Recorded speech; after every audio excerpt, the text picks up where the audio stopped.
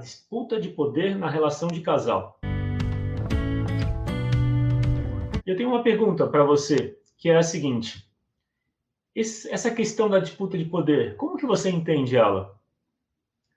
Se vocês puderem comentar, estou vendo que a Sandra, a Ana, Semildo, Paula, Aline já deram boa noite no chat. E uma pergunta que eu tenho para vocês, que já estão assistindo, é como que vocês entendem essa questão da disputa de poder na relação de casal? Eu gostaria de ouvir a forma como vocês entendem. E se vocês reconhecem isso como um problema. Nem todas as pessoas podem identificar claramente. Então, compreender esse tema da disputa de poder fica mais fácil. E aí tem uma coisa que é assim. Às vezes, uma pessoa na relação de casal passou por uma experiência que não gostou. Por exemplo, a traição. Alguém na relação traiu. E aí isso gera uma dor e gera um ressentimento. E muitas vezes essa dor e ressentimento é mantida por anos a fio. Quando a relação não termina, ainda assim, vamos dizer, é como se uma das pessoas culpasse o outro. Claro, isso traz sofrimento para a pessoa que guarda ressentimento e traz um sofrimento e um mal-estar para a relação. Qual é o ponto principal? O ponto principal é o seguinte: o que essa situação traz? Se você está numa relação e você percebe que existe uma competição, e a competição pode ser por quem é o certo. Ou seja, a pessoa pode querer se afirmar sempre tendo razão, ou sempre se colocando como certo, ou sempre decidindo e impondo coisas para outra pessoa. A disputa de poder é como se, na relação, cada pessoa quisesse ser maior. Quando existe ressentimento e se culpa o outro, quando se faz o outro como errado, se coloca o outro como pequeno. E quem fica na posição de vítima, por exemplo, de ter sofrido algo que não gostou, pode estar se colocando como pequeno, esperando reparação. E aí eu vou falar do dar e receber. As 3 ordens do amor são dar e receber, pertencimento ou vínculo, hierarquia ou precedência. O dar e receber significa você foi prejudicado, houve uma traição. E aí, como fica a relação a partir daí? Termina? Se mantém o ressentimento indefinidamente até terminar a relação? Ou se mantém a relação com o ressentimento? Como fica nesse caso? A Aline escreveu: creio que seja reatividade, a frustração interior, acusações, afirmações, enfim. A Ana escreveu: eu e meu marido somos assim. Então, o olhar para essa questão da disputa de poder é como se fosse assim, é uma dificuldade de lidar com as próprias emoções. O enfoque que eu trago vamos dizer, no utilizar a constelação familiar, os princípios da constelação, para trazer uma mudança na relação de casal, é um enfoque nas emoções. Quando existe disputa de poder, existe uma dificuldade em lidar com as emoções, em especial com a vulnerabilidade. Eu vou escrever aqui no chat, vulnerabilidade. E aí, eu quero saber de vocês, o que vocês entendem por vulnerabilidade? Essa palavra, vulnerabilidade. Quem puder comentar. E aí, a vulnerabilidade é bom? É ruim? O que vocês acham sobre vulnerabilidade? E como ela participa da relação de casal? Enquanto algumas pessoas que quiserem comentam, eu vou trazer um olhar que é o seguinte: é a dificuldade em lidar com a vulnerabilidade que contribui para a disputa de poder. No fundo, a vontade é de conexão. No fundo, o desejo, enquanto a relação continua, o desejo é de conexão.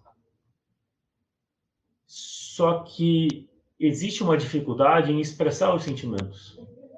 A dificuldade de expressar o que sente é o que traz essa competição, as brigas, desentendimentos, as exigências, os conflitos, as acusações, por exemplo, a vontade de fazer a outra pessoa como errada, apontando, por exemplo, os erros.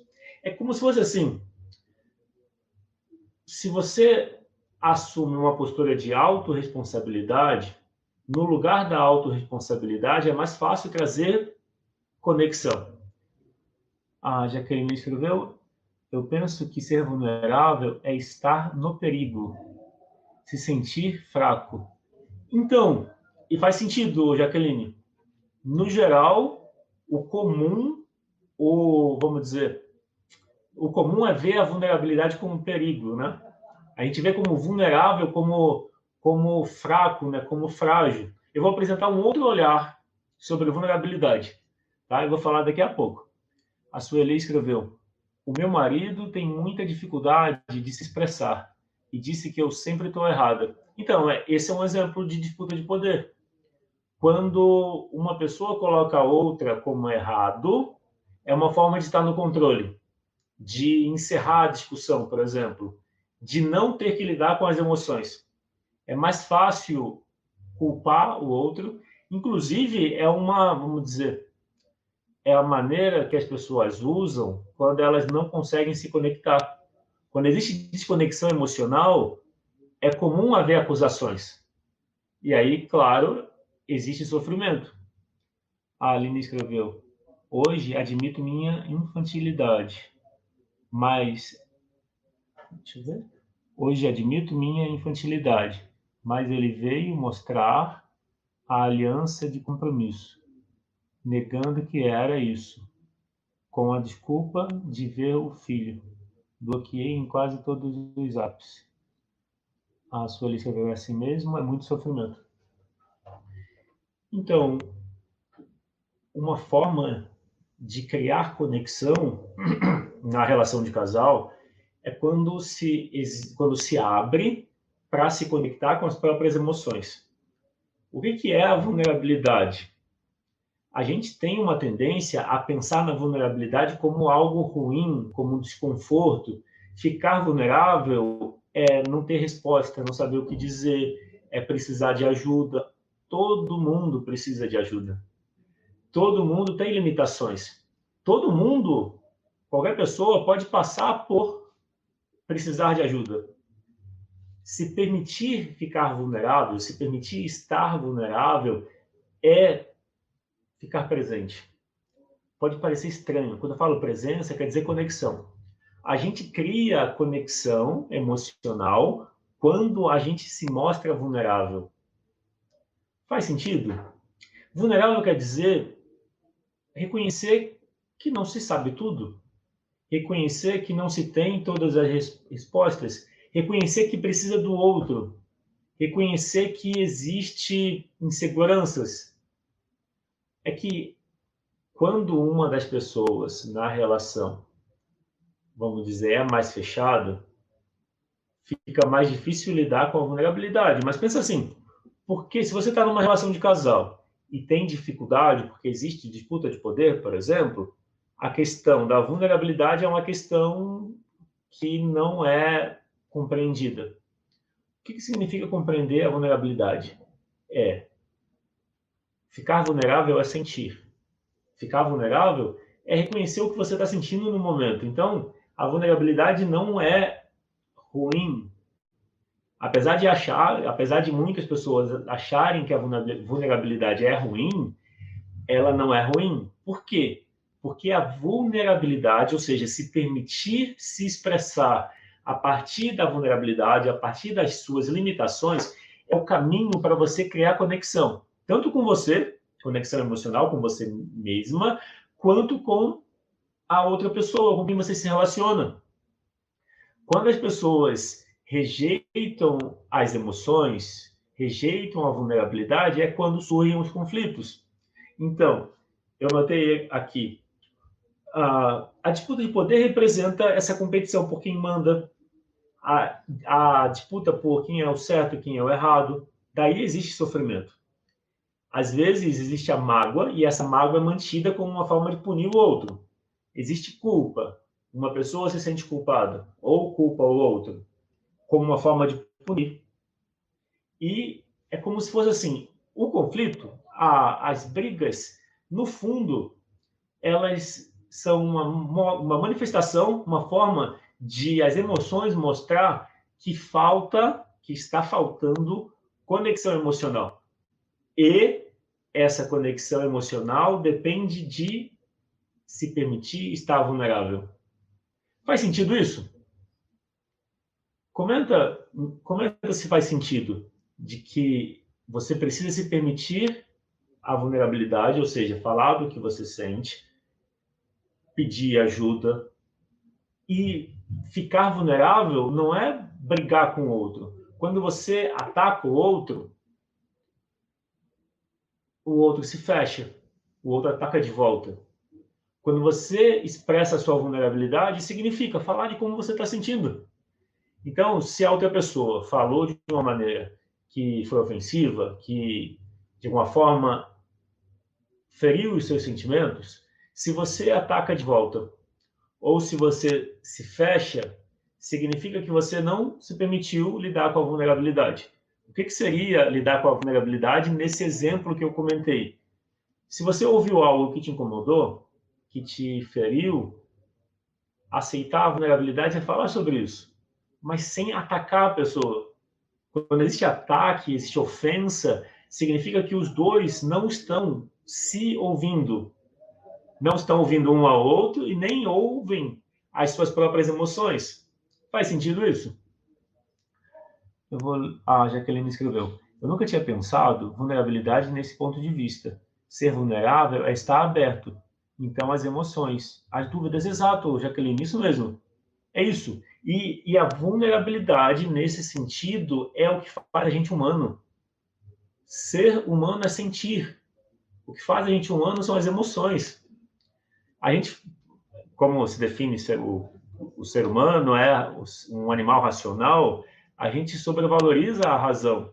Mas a razão, ela vai leva as pessoas à depressão quando as emoções são ignoradas. Ou seja, a razão sem emoção, sem sentimento, é vazia, é sem sentido, sem conexão com os outros. A gente precisa igualmente da razão e das emoções, da mente e do coração. Não tem como ignorar, é ignorar as emoções que traz os conflitos. Quando você ignora o que você sente, você ignora por não saber lidar com a vulnerabilidade. E aí, como a Jaqueline comentou, se permitir ser vulnerável é se manter aberto. Quando você ataca a outra pessoa, ou quando você se fecha e se ressente, as duas formas indicam que você está rejeitando a sua vulnerabilidade. E você pode pensar assim, rejeitar a sua vulnerabilidade é rejeitar as suas emoções, é rejeitar a sua criança interior. Eu vou ler os comentários. A Cidinha, realmente, para mim, vulnerabilidade não tinha esse significado. Então, é isso mesmo, Cidinha. Normalmente, o senso comum, a forma como as pessoas olham a vulnerabilidade é como ruim, como fraqueza. Só que se permitir ser vulnerável, saber que está tudo bem sentir o que você está sentindo, existe uma tristeza, existe raiva, existe medo, está tudo bem. Ou seja, reconhecer que está certo o que você sente te traz poder. A verdadeira força não é uma força que ignora o sentimento. A verdadeira força é a força que se apoia na vulnerabilidade. Porque vulnerabilidade significa conexão, significa reconhecer a dor do outro. Quando no casal existe briga, os dois estão na dor, estão no sofrimento, atacando a dor do outro, um atacando ao outro. O que é a vulnerabilidade? Você ouviu algo que você não gostou. Daí você expressa isso. Como você expressa? Atacando de volta? Não, porque isso não é lidar com a vulnerabilidade, isso é fugir dela. Se você se fecha, você também está fugindo da vulnerabilidade.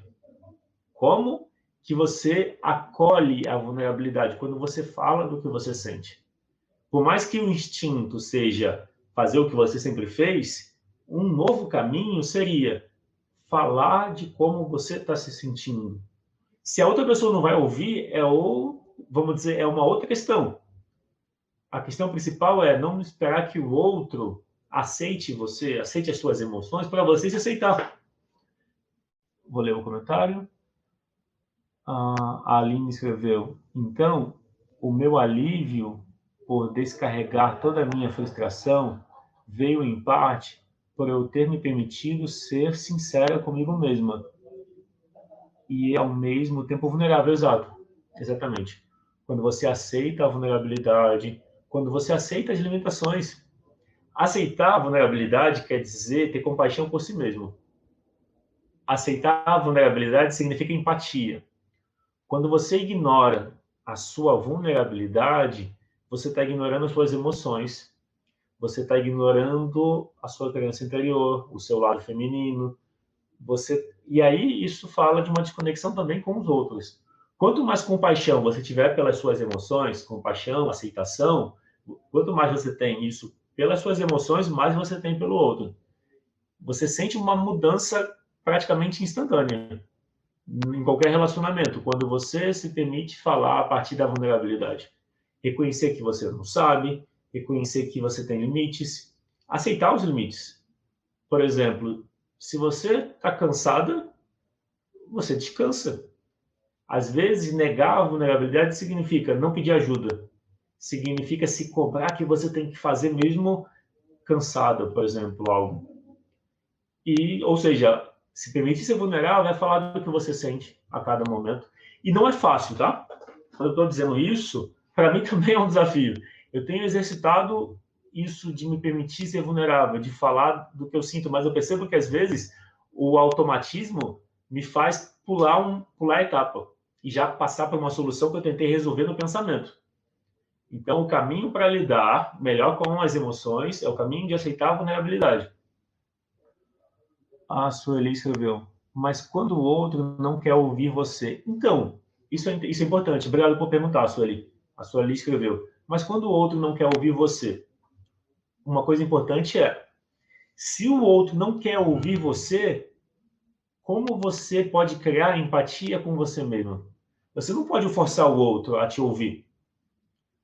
Mas, e aí? Como você mantém a empatia com você? E se o outro não quer te ouvir, quer dizer que já existe um hábito na relação. Já existe uma desconexão emocional. Como criar essa conexão?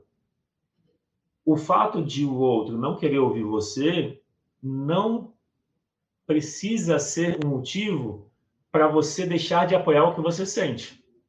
Entendeu? É como se fosse assim: o outro não quer te ouvir. O que você faz com isso? Você vai reprimir o que você sente? Você vai forçar o outro a te ouvir? É importante você guiar pelo que você sente. É o seu sentimento que vai indicar para você o caminho, aquilo que faz sentido. Se o outro não quer te ouvir, como você lida com isso? Como você se sente com isso? Vou colocar assim, qual pode ser o caminho que as suas emoções te indicam? O que você pode fazer diferente a partir daí? É como se fosse algo que você vai descobrir, Sueli, se guiando pelo que você sente. O Flávio escreveu: se você fala como se sente e o outro não liga, pode ser que ele não tenha empatia, não ligue para os seus sentimentos. No fundo, temos medo de encarar isso. Exato, Flávio. Mas pensa assim: se o outro não liga para você, se o outro não se importa com o que você sente, será que a melhor coisa é continuar essa relação? Entende? Porque o caminho seria: a sua relação com você precisa ser a sua relação preferencial. Você vai estar com tantas pessoas no mundo, com tantas pessoas, você vai estar com uma que não se importa com o que você sente. Como você se sente em estar com alguém que não se importa com o que você sente?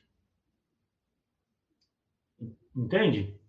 O que eu estou dizendo é assim: quando você se guia pelo que você sente, você não aceita menos do que você merece. Faz sentido? Eu vou falar de novo. Quando você se guia pelo que o seu coração te indica, quando você se guia, valoriza os seus sentimentos, você não aceita menos do que você merece.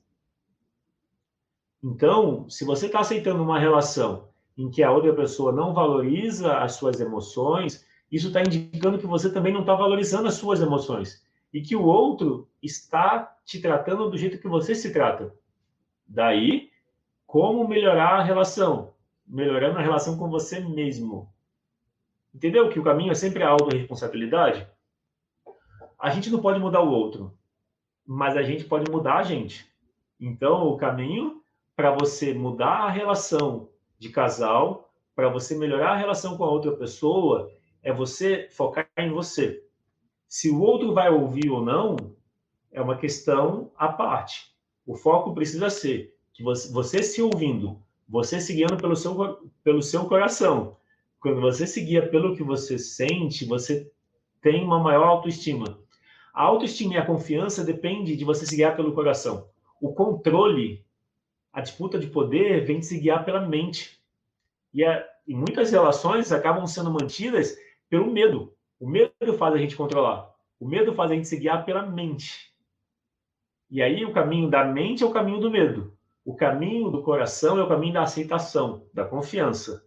Então, o convite que eu faço, nesse contexto da constelação familiar, é o caminho da aceitação.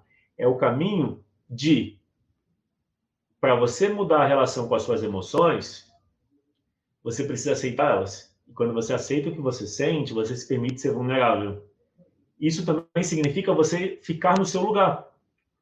Você se permite ser pequeno em relação aos seus pais, por exemplo? Quando você é pequeno em relação aos seus pais, você está no seu lugar. Se você está cuidando dos seus pais, se você sente como se fosse pai ou mãe dos seus pais, você está fora do seu lugar. Aí tudo vai ter dificuldades. Deixa eu ler outros comentários. A Cleide escreveu: tem sentido, pois mostra que não temos domínio de tudo. Sim, isso é a vulnerabilidade. A vulnerabilidade é reconhecer que a gente não tem domínio de tudo. E que a gente não controla as coisas. A gente tenta controlar, mas o que a gente controla? A gente não controla as emoções. Se você tentar controlar as emoções, o que você consegue é rejeitar ela. Ignorar as emoções, mas você não está controlando ela. Imagina que as emoções é como uma represa. Você não consegue deixar uma represa fechada indefinidamente porque ela transborda. Isso são as emoções. A Valdineide escreveu: para não haver disputa de poder, o que se pode fazer para a relação ter equilíbrio? Se conectar com as emoções, Valdineide. Se você se guiar pelo que você sente, se você falar do que você precisa, se você se permite ser vulnerável, se você se guiar pelo que você sente, isso naturalmente melhora, traz mais equilíbrio para a relação de casal. Esse é um caminho. Outro caminho também é olhar para a relação com seus pais. Se na relação com seus pais você também não podia expressar o que você sentia, se você não podia ser você mesma, isso você vê, você sente na relação de casal. Então, melhorar a relação com as suas emoções também é melhorar a relação com seus pais e família. Quando você faz isso, você melhora a relação de casal. Uma coisa está ligada à outra. A Aline escreveu: obrigada mesmo pela informação. Me faz lembrar de vários fatos. Legal. Boa noite, Kátia. A Cidinha escreveu: estou amando essa explanação sobre disputa de poder e vulnerabilidade. E já curti. Legal. Obrigado, Cidinha. Boa noite, Sandra. A Sandra escreveu: a gente se sente um ninguém. Então, Sandra, se sentir um ninguém é um presente. É que, de novo, se sentir um ninguém significa, no senso comum, algo ruim. Mas se sentir um ninguém significa reconhecer que existe uma fragilidade, existe vulnerabilidade. Se você se permitir se sentir um ninguém, se você se permitir se sentir vulnerável e ficar com você do seu lado, você vai superar isso. Entendeu? Quando você ignora o sentimento, ou seja, existe esse sentimento de não ser nada, não ser ninguém, e você ignora isso, você nega isso, aí tem sofrimento. Aí esse sentimento permanece. Quando você acolhe, você experimenta mais leveza. A Jaqueline escreveu: eu me sinto diminuída quando não sou ouvida. Então, Jaqueline, sabe o que isso quer dizer? Que você não está se ouvindo. Eu vou falar de novo. Quando qualquer pessoa, se eu me sinto mal quando alguém não me ouve, significa que eu estou passando um poder que é meu para outra pessoa. Em que sentido? É como se eu estivesse condicionando a minha felicidade ao que o outro faz. Autorresponsabilidade significa você focar em você. Se você se sente diminuída quando alguém não te ouve, já fala que você não está se ouvindo. Faz sentido isso? Se você puder responder se faz sentido, e aí eu comento sobre o que você falar depois, tá? A Sueli escreveu: gratidão pela sua orientação, irei seguir os meus sentimentos. Coração, isso mesmo. Elevar mais a minha autoestima. Exato. Quando você se guia pelo coração, a autoestima aumenta. Você tem mais confiança. Pode ser desconfortável no começo, porque é algo novo. Mas quanto mais você se guiar pelo coração, mais confiança você tem.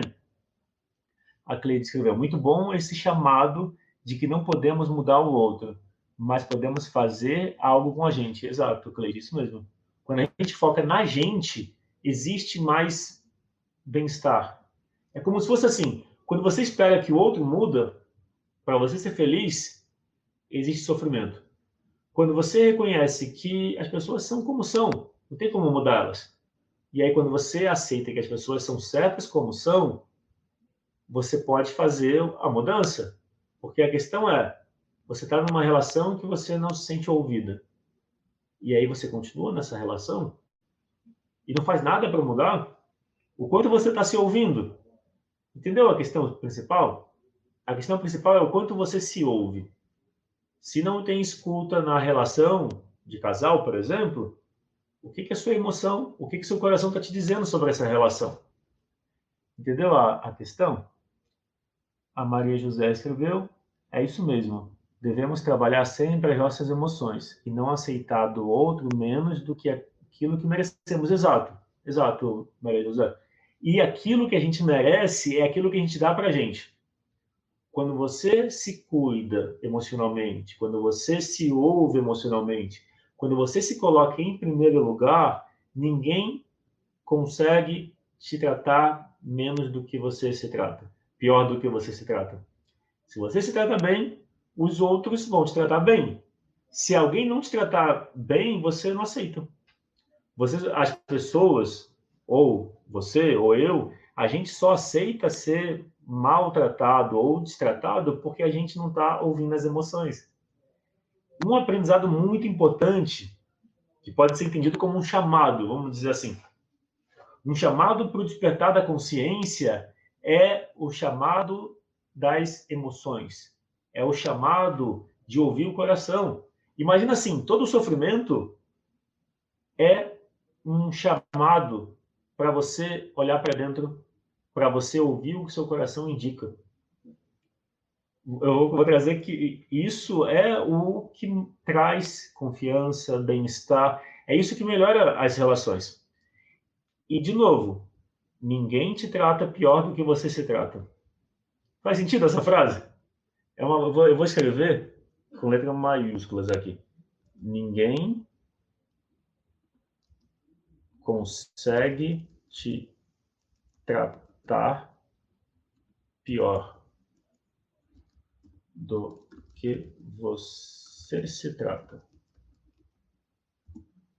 Por que eu falo isso? Ninguém consegue te tratar pior do que você se trata. Porque se você se trata bem e alguém te trata mal, você simplesmente vai buscar a companhia de quem está na mesma vibração que você, quem te valoriza nesse sentido.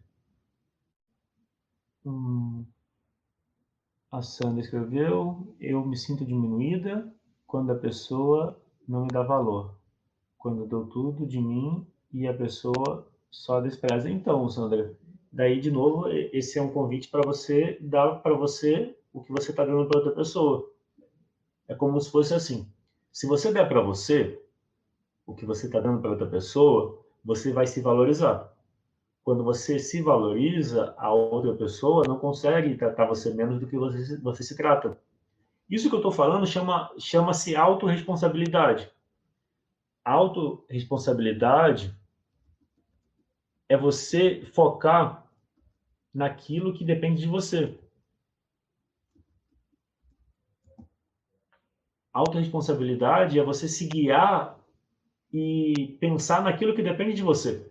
Na relação de casal, o que depende de você? Aquilo que você faz. Se você está fazendo pelo outro e o outro não reconhece, não te valoriza, despreza o que você faz, experimenta fazer por você. Aí é o assunto da aula de ontem. A aula de ontem, a gente falou sobre isso. E o que é a questão de você. Deixa eu pegar o papel aqui da aula de ontem. Na aula de ontem, a gente falou sobre cuidar de si mesmo. Então, se você está cuidando do outro, fazendo coisas para o outro, e o outro não está valorizando, experimenta fazer por você. É que a gente precisa olhar para dentro. É comum, é frequente, e aí, de novo, isso a gente falou na aula de ontem. Quando existe uma tristeza que não se sabe lidar, é mais fácil focar no lado de fora e querer amenizar a tristeza fazendo coisas pelos outros. Só que o outro vai sentir a qualidade do que você faz. Então, eu vou colocar assim: quando você cuida de você, significa que você é importante. Quando você cuida do outro sem cuidar de você, o que você está fazendo parece bom, mas o outro não valoriza, como foi esse exemplo que a Sandra escreveu no comentário, que ela se sente diminuída quando a pessoa não dá valor a ela e despreza o que ela faz. E aí o que eu estou sugerindo é experimenta fazer por você. Experimenta focar em dar para você aquilo que você sente que o outro precisa. Aí a Cidinha escreveu, essa frase é forte. Partindo dessa ideia, não estou me tratando bem. Isso, e aí ter consciência disso, Cidinha, traz o seguinte olhar, começa a se tratar bem. Começa a fazer por você aquilo que você sente que precisa fazer pelos outros. E aí, de novo, não estou dizendo para você parar de cuidar dos outros. Se você sente que precisa cuidar dos outros, não tem problema.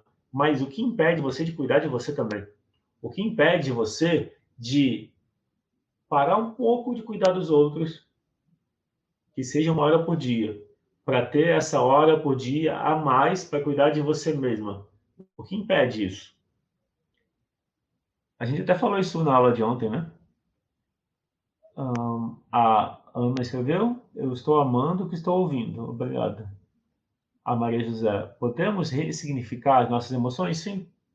Ressignificar as emoções significa você olhar ela por um outro ângulo. Se você, por exemplo, quer ver? Uma pergunta. O que quando você cuida demais do outro, quando você faz mais do que o outro pede ou precisa, é quando o outro despreza, certo? E aí a pergunta-chave é: o que força você a fazer mais para o outro e impede você de fazer por você? Qual é essa emoção? O que está impedindo você de olhar para dentro e cuidar de você e se valorizar? Esse é um ponto importante para você pensar e identificar. A Sandra escreveu: eu perdi a aula de ontem. Então, Sandra, a aula vai ficar disponível até amanhã. As aulas estão ficando disponíveis 48 horas. E aí você pode clicar no link para assistir a aula de ontem.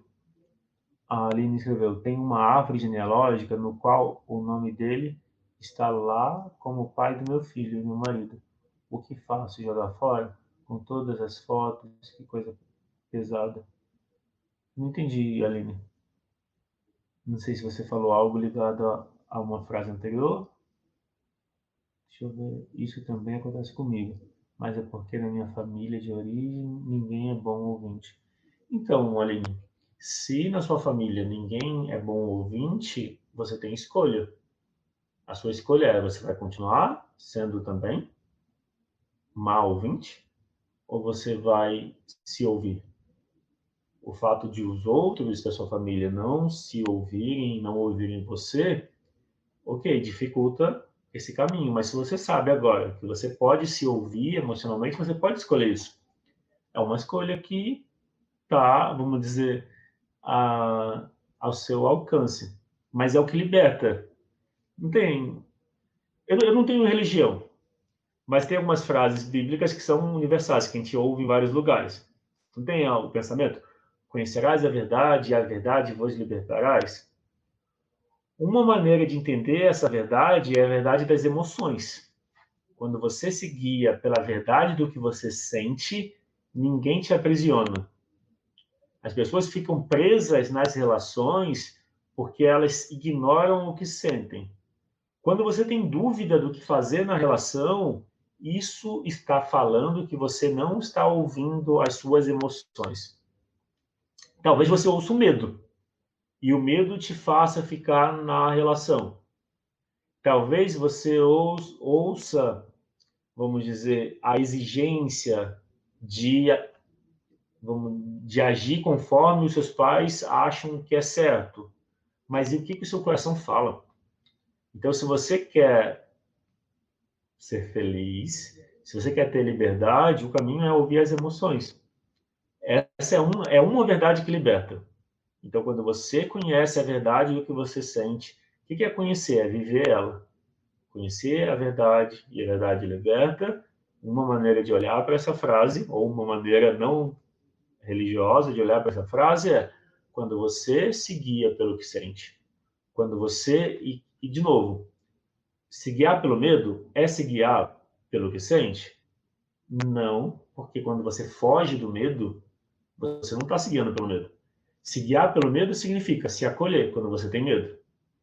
Quando você tem medo de muitas coisas e foge delas, você não está se guiando pelo medo, você está fugindo dele. Está sendo o contrário.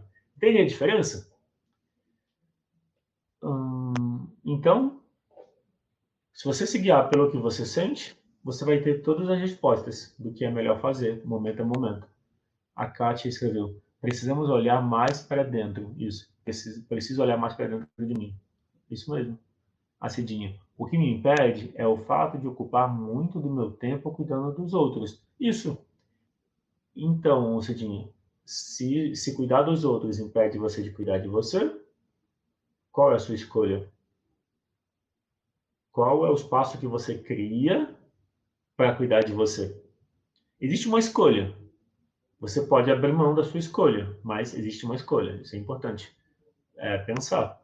Você está escolhendo ou você está deixando a vida te levar? Pensa assim, que o que a gente leva da vida é a vida que a gente leva. Por que você vai criar sofrimento para você? Entendeu? É como se fosse assim, só se vive uma vez. Vamos colocar dessa forma. Só se vive essa vida uma vez. Independente de outros pensamentos, só se vive a vida uma vez. Quando a gente morrer, a gente não sabe o que vem depois. Independente de crenças, etc., na prática, depois que morre, não sabe o que vem depois. Se a gente desaparece, se a gente vai para outro lugar, etc. O meu objetivo não é falar de teorias do que vem depois da morte. Mas o fato é, só se vive essa vida uma vez. Qual é a vida que você quer viver? Uma vida de sofrimento? Uma vida de negação? Onde você cuida dos outros e não cuida de você? De novo, o que eu estou apresentando não é sobre deixar de cuidar dos outros. O que eu estou convidando como olhar, como reflexão é criar tempo, criar espaço na sua semana, no seu dia, para cuidar de você, para se ouvir, para fazer coisas que você gosta. Esse é o convite. Então, o convite é cuidar de você. É nesse sentido que eu estou apresentando essas ideias. Então, deixa eu ver. A Sueli escreveu: faz muito sentido, irei me cuidar e me doar mais para si mesma, né? Dar a volta por cima e sair linda lá na frente. Isso. E é muito interessante que é a forma como a gente lida com as nossas emoções que define como a gente lida com a vida. E aí, de novo, o convite é: aceita o que você sente. Aceita suas emoções. É o maior presente que alguém pode dar para si mesmo. Se guiar pelo coração. Mesmo que você tenha medo, experimenta pensar em como dar apoio para as suas emoções. Então, deixa eu ver. A Cidinha escreveu: cuidar menos dos outros e mais de mim. Seria uma escolha. Por que não? É uma pergunta? Eu não entendi, Cidinha. Cuidar menos dos outros e mais de mim. Seria uma escolha? Por que não? Assim, para mim parece uma escolha. Para você não seria uma escolha? Ah, melhor escolha. Tá, entendi. Você completou embaixo, né? A melhor escolha. O Flávio: às vezes cuidamos buscando uma validação que não vem. Não adianta, é esforço em vão. Isso, Flávio. E aí, quando a gente cuida, ou quando você cuida e não vem essa validação, o que é importante entender nesse caso? Que existe uma parte de você que está buscando do lado de fora a validação. Se você busca a validação do lado de fora, está tudo bem. Não tem nenhum problema buscar a validação do lado de fora. Mas é importante saber que essa validação do lado de fora só chega para você se estiver do lado de dentro. Faz sentido? Então, é normal, é uma necessidade humana. A gente tem necessidade de reconhecimento, que é a validação que você escreveu. Então, querer reconhecimento é normal, só que é importante saber que você precisa ser o primeiro a se reconhecer. Quando você se dá reconhecimento, aí você recebe. E se não recebe, tudo bem. São dois pontos importantes para considerar. Se você sente necessidade de reconhecimento, está tudo bem. Reconhecimento faz parte. Agora, você precisa dar reconhecimento para você. Quando você se dá reconhecimento, fica mais fácil, fica mais leve. A Paula escreveu: tenho muito receio do julgamento dos outros. O que vão pensar? O que vão pensar se você cuidar de você, né, Paula? É isso? Então, vou colocar assim: o seu receio do julgamento é maior do que a sua vontade de ser feliz? O que é maior? Se puder me responder. Então, a pergunta que eu estou fazendo para a Paula é: a Paula escreveu: tenho muito receio do julgamento dos outros. O que vão pensar? Aí a minha pergunta é: o seu receio do julgamento dos outros é maior do que a sua vontade, o seu desejo de ser feliz? Se o seu receio do julgamento for maior, mais importante que a sua vontade de ser feliz, então você seguia pelo receio do julgamento. Se a sua vontade de ser feliz é maior, daí o convite é você se guiar pelo seu coração e aceitar que os outros vão julgar de qualquer maneira. É o seu receio do julgamento que dá poder aos outros. Os outros te controlam pelo receio que você tem. Se você abrir mão do receio dos outros te julgarem, se você abrir mão disso, você vai ter mais liberdade para ser você mesmo. A Aline escreveu: Flávio, parece que é porque nesse caso já dá para identificar que temos aí que nos autovalidar. Isso, exatamente. Isso mesmo, Aline. Como que é? O Semildo escreveu: se eu me doar totalmente a uma relação a dois, posso ter decepções? Sim. Então, sabe a fórmula da decepção? Sempre que você cria expectativas, você tende a se decepcionar. Então, a forma de se decepcionar é criar expectativas. Se você faz algo porque você quer receber algo de volta, isso traz decepção. Imagina que na relação de casal você faça pelo outro, mas esse fazer pelo outro é porque você quer, independente de retribuição. Nesse caso você não tem decepção. A decepção vem de criar expectativa, entende? Então imagina assim, você vai fazer algo bom para outra pessoa porque você quer, porque é bom para você. Nesse caso, você pode se doar totalmente. E isso, se for acompanhado de aceitação, ou seja, o outro pode aceitar ou não. Se essa doação total for independente de como o outro vai receber, ou seja, sem expectativa, não tem frustração, não tem decepção. Então, a questão principal é o motivo.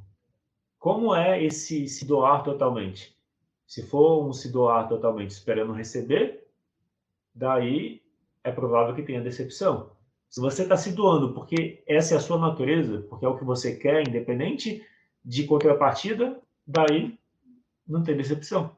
Então, a decepção vem da expectativa. A Jaqueline escreveu: eu tenho muita dificuldade de dizer não.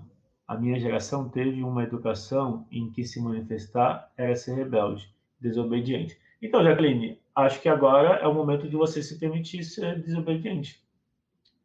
Você precisa das duas partes.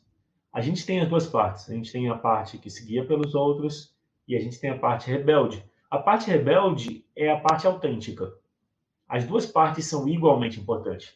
Se você ignorar o seu lado rebelde, a tendência é sofrer, porque você também é o lado rebelde.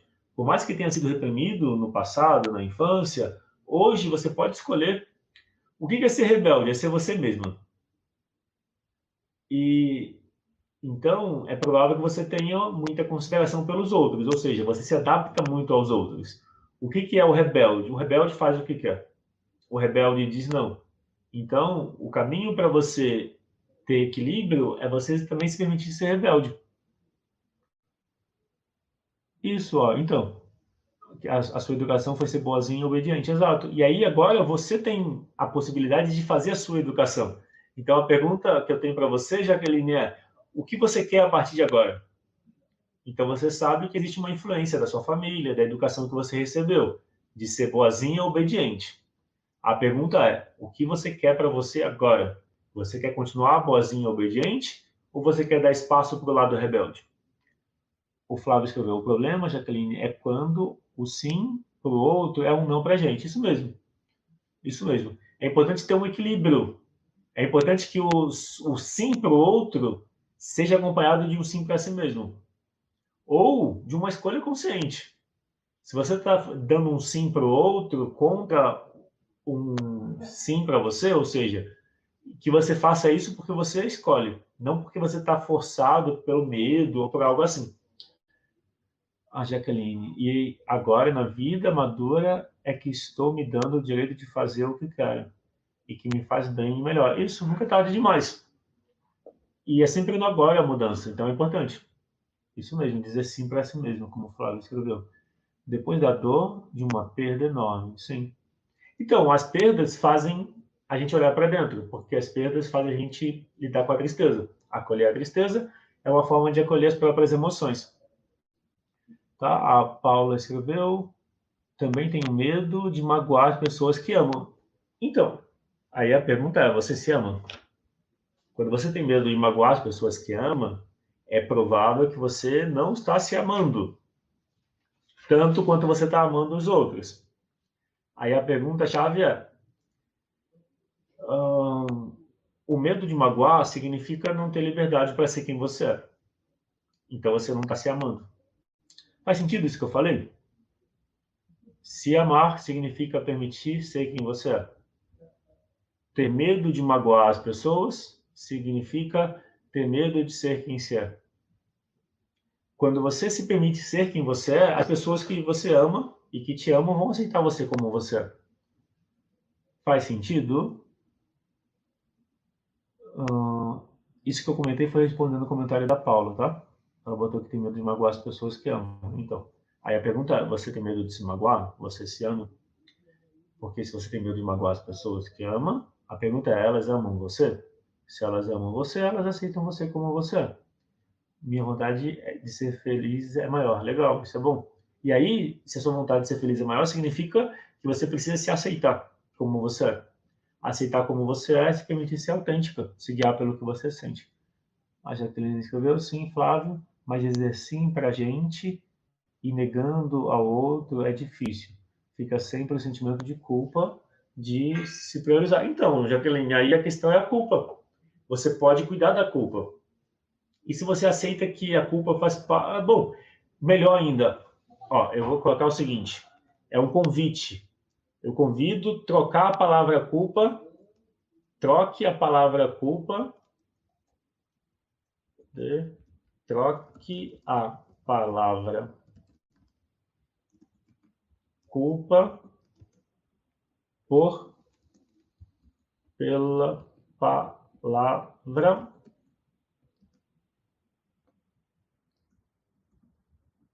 responsabilidade. Esse é um convite. Experimenta, a partir de agora, focar na responsabilidade. Sentir culpa quer dizer que você já tem uma tristeza dentro e que você não acolheu ainda, tá? Quem sente culpa já tem no passado uma tristeza que não está sendo acolhida. Experimenta. E de novo, isso que eu estou falando é baseado na experiência atendendo várias pessoas com sessões de constelação familiar, trabalhando esses temas. Então, eu estou falando a partir da experiência de, na sessão de constelação, trazer mudança. Quem sente culpa tem uma tristeza não acolhida. Então, quando você tem culpa, quer dizer que você não está acolhendo a sua tristeza. E aí, claro, se você vai dizer não para o outro, você vai ter que lidar com a sua tristeza. O que você faz? Você precisa acolher a sua tristeza e trocar a palavra culpa por responsabilidade. Experimenta essa frase, Maria José, que você escreveu, colocando a palavra... Deixa eu ver se é isso mesmo. Eu falei Maria José, mas quem escreveu sobre culpa? Acho que eu subiu as mensagens e eu perdi. Não, eu falei Maria José, mas alguém... pronto, a Jaqueline. A Jaqueline falou o sentimento de culpa. Pensa que esse sentimento de culpa é a tristeza. Acolhe, aceita a tristeza por trás da culpa. E escolhe focar na sua responsabilidade. A Aline escreveu, procura ouvir e me abrir para as pessoas. E aí também é importante ouvir e se abrir para si mesma. Tá? A Maria José escreveu, devemos sempre nos colocar em primeiro lugar e buscar ser a gente mesmo, independente do que o outro vai achar ou não. Isso. E é importante, quando você se guia por você mesma, você pode ajudar melhor os outros. Então, olha que interessante. É inverter o paradigma. Quando você cuida de você, você pode cuidar melhor dos outros. Quando você cuida de você, você está em melhor condições de ajudar os outros pelo seu exemplo. Então, o caminho é, você quer ajudar os outros de verdade? Ajuda você primeiro. Porque quando você ajudar você primeiro, quando você trabalhar as suas emoções, acolher a sua tristeza, quando você fizer isso, você vai conseguir oferecer uma ajuda efetiva, transformadora para as outras pessoas. Porque quando você... Tem uma frase do Mahatma Gandhi. Mahatma Gandhi foi um indiano que conseguiu a independência da Índia sem usar a violência. Como que ele fazia isso? Ele fez a partir do exemplo que ele dava, que era defender a não violência, ou seja, violência gera violência. E o papel dele foi mostrar que a ideia é você precisava viver o que você estava pregando. Você precisa ser a mudança que você quer. Se você quer que os outros valorizem você, você precisa mostrar isso, que você se valoriza. É duro, mas me faz pensar. Sim, a Sandra escreveu. E quando o outro diz, estou lhe dando o que você está me dando? É o que costuma acontecer. A minha resposta é essa. Quando o outro diz isso é porque normalmente é... Pensa assim, ó, a questão principal são as emoções. Como está a conexão emocional na relação? E quando você ouve essa frase, né, que o outro diz isso, como você se sente? Você sente isso como verdade? Você sente tristeza? Como você se expressa a partir daí? Entendeu? Bom, a gente vai encaminhar para o final. A gente está chegando no final da live. Eu vou só recapitular alguns pontos. Então, eu agradeço a participação de todos os comentários. Isso, vamos dizer, foi trazendo a live, essa aula, enriqueceu a aula, trouxe mais pontos de vista. Então, isso ajudou bastante. Pensa assim, ó, o problema de ter na relação de casal a disputa de poder já existe um sofrimento. e a relação continua com base no sofrimento. O que precisa mudar? Precisa haver um olhar para as emoções, precisa se guiar pelas emoções. Então, o problema de ficar na disputa de poder é você traz mais sofrimento. E aí, quando vai mudar? O que você quer? Você quer uma vida... Como é a vida que você quer? Como é a relação que você quer? Você se pergunta isso? Como é a relação de casal que você quer? Você está fazendo para você o que você tem vontade? Você... como eu posso dizer? Se você não cuida de você, quem vai cuidar? Entende o olhar que eu estou trazendo? E aí, uma coisa importante é, se tem disputa de poder, tem sofrimento. O sofrimento já está presente. E isso vai aumentar com o tempo. Como resolver isso? Como mudar? Você muda isso se guiando pelas suas emoções. Você muda isso cuidando de você. Se existe uma culpa em cuidar de você, o que você pode fazer?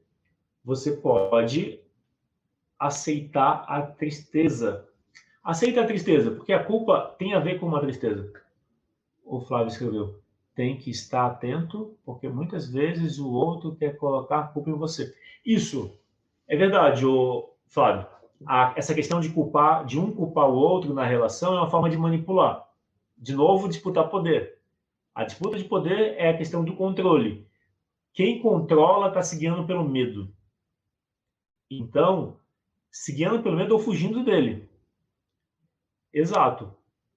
E aí, uma coisa importante é, se você se guia pelo medo, fugindo do medo, aí tem controle, aí tem a disputa do poder. Como que você resolve isso? Se guiando pelo coração, se guiando pelas suas emoções.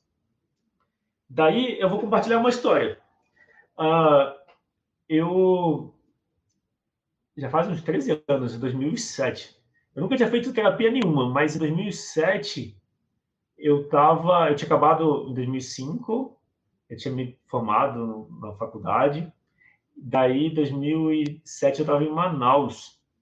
E no trabalho, eu estava me arrastando para o trabalho. Eu achava muito chato. Mas também, bom, tinha um monte de desentendimentos. Ou seja, eu não estava no meu lugar. Não é onde eu queria estar.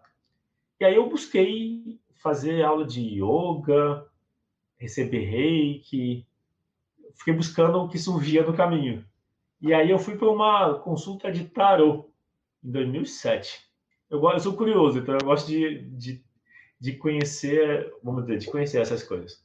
E aí foi interessante, a taróloga botou as cartas para mim, e ela olhou para as cartas e falou que eu era estranho. Aí eu entendi. Assim, eu falei para ela, eu sempre fui estranho. Desde criança eu era estranho. E ela perguntou, mas por que você é estranho? Aí eu falei, porque eu sempre gostei de aprender. Desde criança eu tinha uma preferência, eu gostava de aprender, eu gostava de estudar. Eu ainda gosto. Eu fico estudando o tempo todo. E aí ela insistiu, não, mas você é mesmo estranho. Eu falei, então, eu sempre ouvi isso. Até o meu pai falava que eu era estranho, que eu não era que eu não agia como os outros da minha idade, que gostavam de futebol. Eu preferia ficar em casa jogando videogame, por exemplo. E daí a taróloga falou assim, deve ter sido uma intuição dela, mas o que ela falou fez muito sentido para mim. Ela falou assim, eu vejo que você tem uma busca intelectual muito grande, mas fica sabendo que se você buscar conhecer as suas emoções, se você buscar desenvolver as suas emoções, você vai ter ainda mais resultado. Quando eu ouvi aquilo, me fez pensar. Eu nunca tinha pensado dessa forma. Eu ouvi isso em 2007, mudou a minha vida. Porque até ali, até 2007, não é que eu ignorava as minhas emoções, eu não pensava nelas. Eu achava, até 2007, eu achava que se eu me abrisse para o que eu sentia, eu seria controlado pelos outros. Pelos outros, entenda, meus pais. Ou meu pai, em especial. Então, eu tinha essa ideia até 2007. Daí, quando eu ouvi isso, mudou o meu foco. Eu passei a colocar as emoções em primeiro lugar. Ou seja, eu passei a querer entender, eu li o tempo todo. Hoje eu leio um pouco menos, mas ainda, assim, na verdade eu estou sempre lendo, é que tipo, mudou o tipo de leitura. Mas eu estou sempre lendo, mas antes era o tempo todo, era muito mais. Mas o foco mudou, passou a ser as emoções. Eu passei a querer entender as emoções. Eu sei que no começo foi uma busca intelectual para entender as emoções, mas de alguma forma foi trazendo.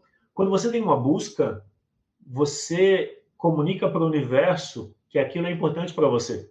Aquilo que você pensa é o que você atrai. E aí a pergunta que eu tenho para você é: o que você está atraindo para a sua vida? Tem a ver com o que você está pensando.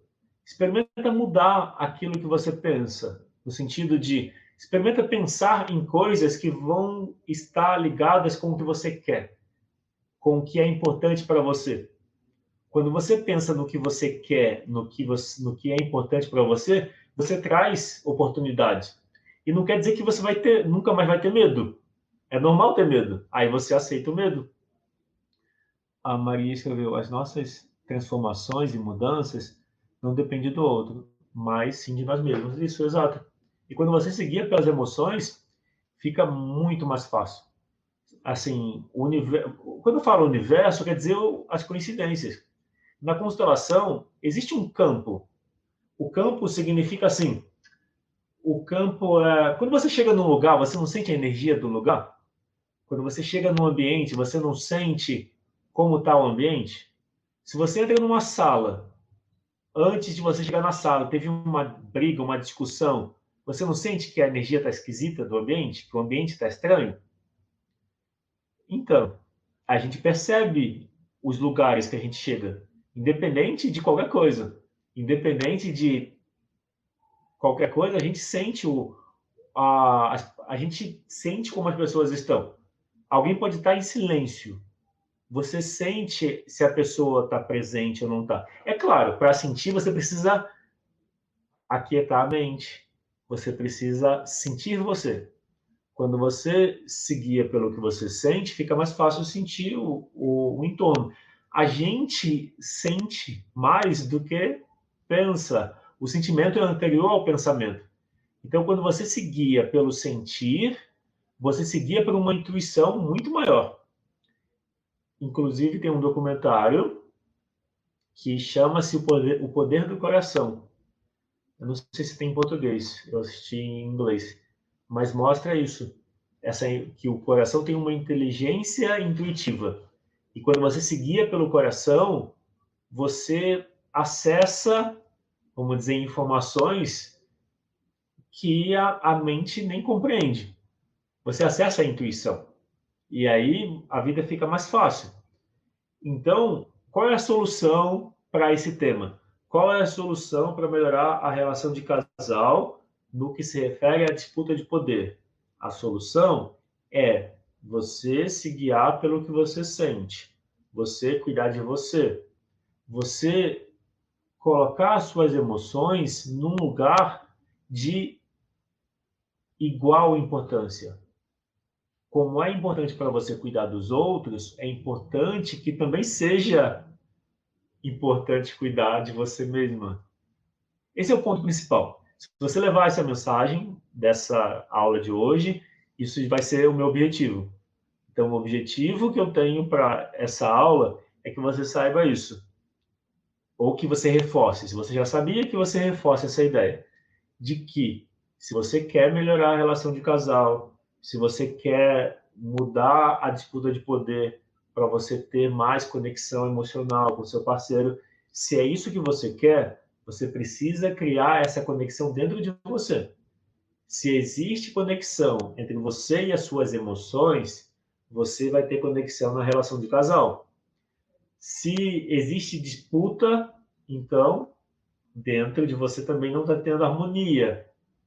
A gente atrai aquilo que a gente está vibrando com a gente mesmo. Daí, muda dentro, muda fora.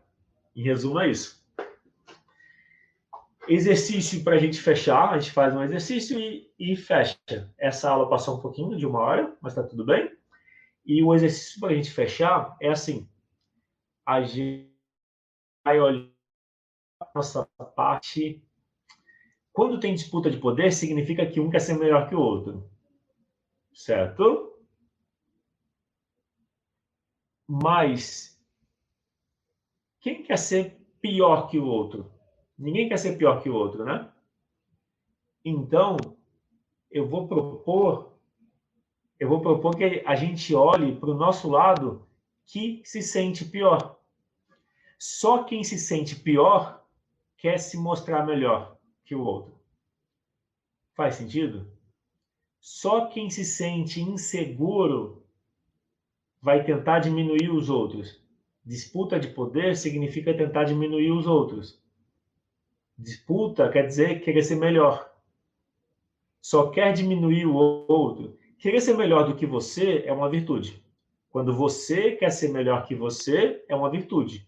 Você quer se desenvolver, você está, vamos dizer, valorizando a vida que você recebeu. Quando você tomou a vida que veio dos seus pais, quando você recebeu a vida e tomou ela plenamente, você assume tudo que faz parte da vida. O que faz parte da vida? Se desenvolver. Então, quando você busca ser melhor que você, em relação ao que você era um minuto atrás, um dia atrás, quando você busca se desenvolver, você está valorizando a vida que você recebeu dos seus pais. Esse é um presente que a gente dá para os pais. Os filhos mostram que valorizam a vida quando eles buscam ser melhores que eles próprios. A disputa de poder é querer ser melhor que o outro. Querer ser melhor que o outro já fala que você não é. Quem quer ser melhor que o outro já fala que é menos. E que está se sentindo mal e que por isso quer compensar no outro. Então, o exercício que a gente vai fazer vai olhar para isso. Mas olha só o que a gente vai olhar. A gente vai olhar para a nossa parte que se sente pior. A gente vai olhar para a nossa insegurança, para a nossa vulnerabilidade, para a nossa fragilidade. Tudo bem? Vocês topam? Vocês topam olhar para o lado de você que você rejeita? O lado de você que é frágil, vulnerável, que é dependente, que... O que vocês acham? Vamos fazer esse exercício? Gostaria de ouvir se vocês topam fazer esse exercício. E não é só um exercício, é uma constelação que a gente vai fazer. A constelação que a gente vai fazer vai ser acolher o nosso lado vulnerável. Cada um vai acolher o seu lado vulnerável, o seu lado frágil, o seu lado rejeitado, inseguro, com baixa autoestima. É isso que faz alguém querer ser melhor que o outro. Só quer ser melhor que o outro quem tem baixa autoestima. É como se ser melhor que o outro esconde a baixa autoestima. Tá? Então, a gente vai fazer assim. Você faz assim como eu estou fazendo. Olha para sua mão. Tá? Quando você olha para sua mão, imagina na sua mão toda a fragilidade, toda a insegurança, toda a dúvida. Olha para a sua mão tudo o que você não aceita em você. Você imagina aqui, tudo que deu errado na sua vida. Toda vez que você fez algo que se arrependeu, tudo de errado que você fez, tudo de errado que você falou, imagina na sua mão. Ou seja, tudo que você rejeita. A fragilidade, a insegurança, o medo, a baixa autoestima, a rejeição. Ok? Agora, eu imagino que você está fazendo junto comigo, né? A gente vai separar, tá? Então, aqui está a baixa autoestima, a insegurança, a vulnerabilidade, tudo que a gente tende a rejeitar na gente, tá? A mão que eu vou colocar por trás, e você faz igual, significa o que está por trás dessa experiência. Essa mão aqui pode representar as experiências do passado que fizeram você rejeitar a sua vulnerabilidade, tá? Então aqui está a vulnerabilidade. Aqui estão as experiências do passado que fizeram você rejeitar a vulnerabilidade, tá? Daí você separa, ok? Aqui, então, como fica? Eu sinto que aqui perdeu força. Esse lado da vulnerabilidade que eu rejeitava, ou da insegurança, perdeu força. Aí aqui é o lado importante. É aqui que eu preciso dar acolhimento, tá? Aí você fala para essa parte. Eu vejo você, você faz parte. Eu aceito você como você é. Lembra de respirar profundamente.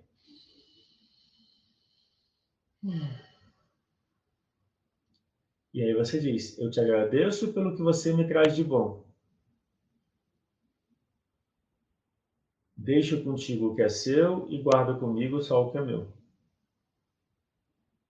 Percebe o que muda?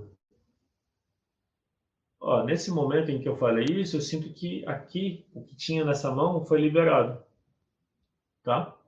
Aí a gente volta para cá, a gente volta para a parte, para a nossa vulnerabilidade, para o nosso lado frágil, inseguro, que tem dúvida, etc. Percebe se não fica mais fácil a relação? Fica mais leve, não fica? Agora você fala para esse lado. Esse lado é você. Esse lado é o seu lado que precisa do seu acolhimento, do seu apoio. Você fala para ele: eu agora vejo você e me abro para você existir na minha vida. Eu te agradeço pelo que você me traz de bom. E aí você acolhe esse lado.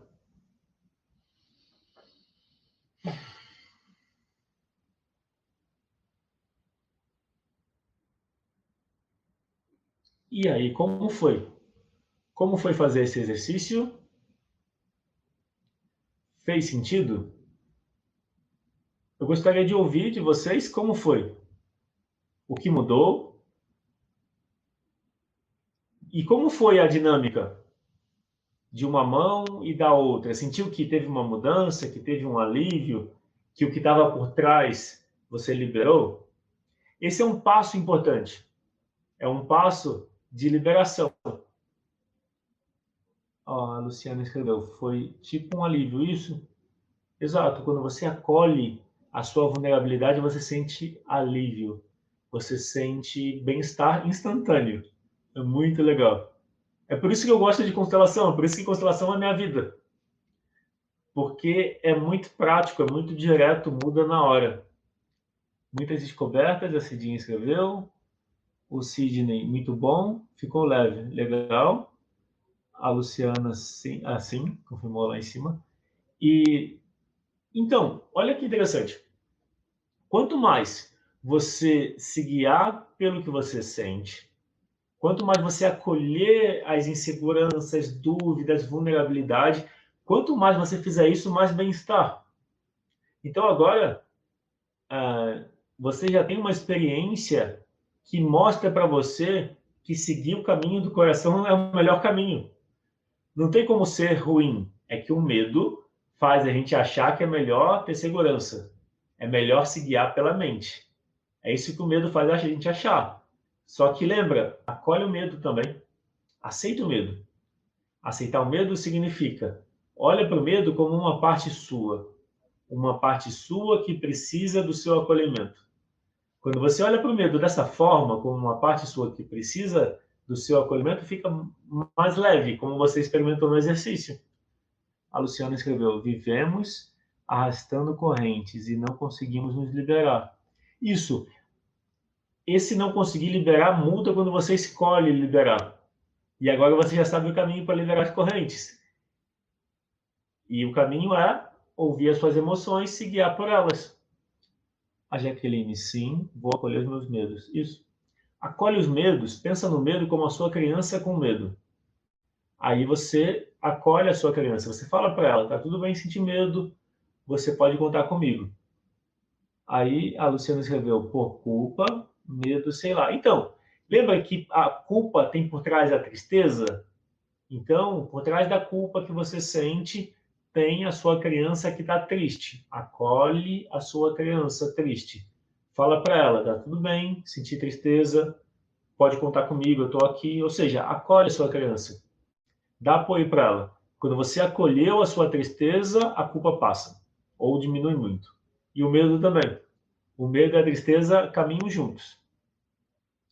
O Flávio escreveu: imagino uma constelação completa, como traria um olhar e uma sensação melhores. Muito bom exercício isso. Fábio, esse exercício que a gente fez já é uma constelação. É claro, né? Se a gente faz uma constelação com pessoas, você coloca todos os componentes. Mas imagina que aqui tem uma pessoa. Se a gente estivesse num grupo, se a gente estivesse num evento presencial. E aí eu faço isso nas vivências. Eu facilito vivência de constelação familiar com pessoas em grupo presencial desde 2012. Eu comecei a trabalhar com grupos em 2012. Eu fiz a formação em programação neurolinguística, daí também estava na formação em constelação familiar, em 2011 e 12, e aí comecei a facilitar com grupos. Isso que eu fiz aqui, eu faço nas vivências presenciais.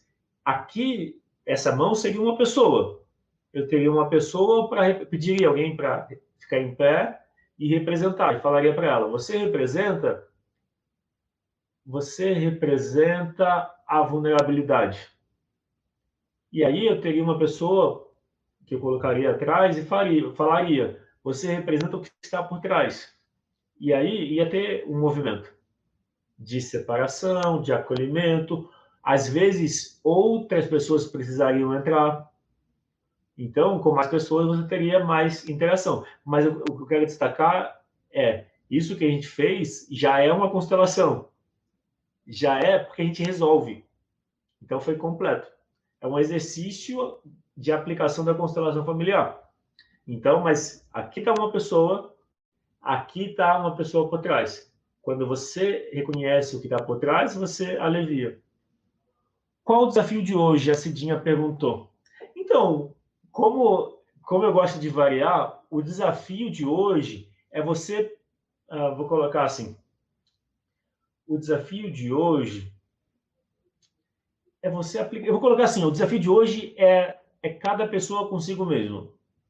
Eu vou propor assim, que o desafio de hoje é você se desafiar em alguma coisa. Topa o desafio, Cidinha? Então, o desafio de hoje é você se desafiar. Então, eu não falei do desafio de hoje intencionalmente.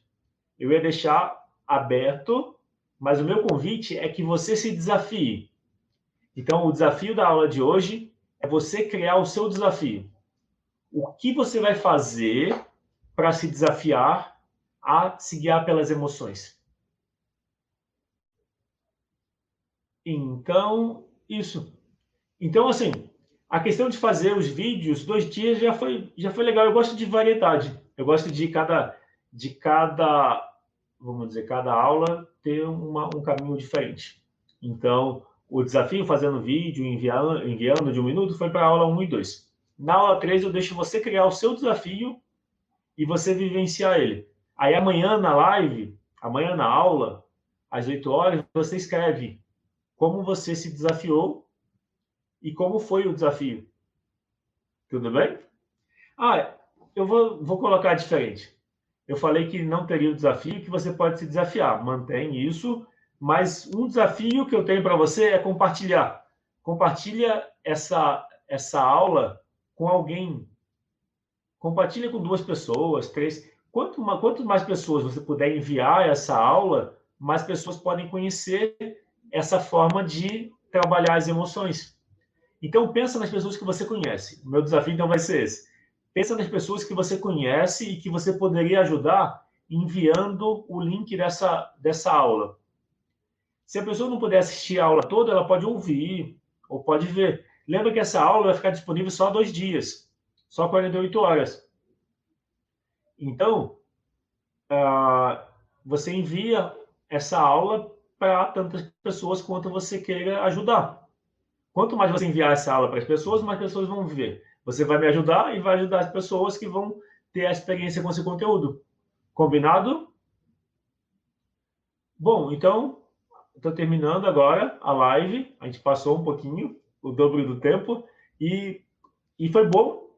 Quanto mais participação, melhor. Então, eu agradeço a todos que participaram, interagiram, deixaram comentários. Quem não clicou no curtir ainda e gostou da live, clica no curtir. Quem chegou depois. a live vai ficar disponível. Quem chegou depois e quer ver a live completa, ela vai ficar disponível. Eu vou deixar ela pública por 2 dias. Então você pode compartilhar com outras pessoas. Depois de 2 dias, eu vou deixar ela privada até terminar o desafio. Aí depois eu disponibilizo. Tá bom? Então, boa noite a todos. Amanhã, 8 horas da noite, temos a aula 4. E aí, na sexta, a aula 5. Lembrando que a aula 5 é uma aula especial, porque eu vou apresentar a segunda parte do desafio, que é o curso. O curso online Salve Seu Casamento. Com 2 eventos ao vivo, para vivenciar outras formas de trabalhar as emoções para melhorar a relação de casal.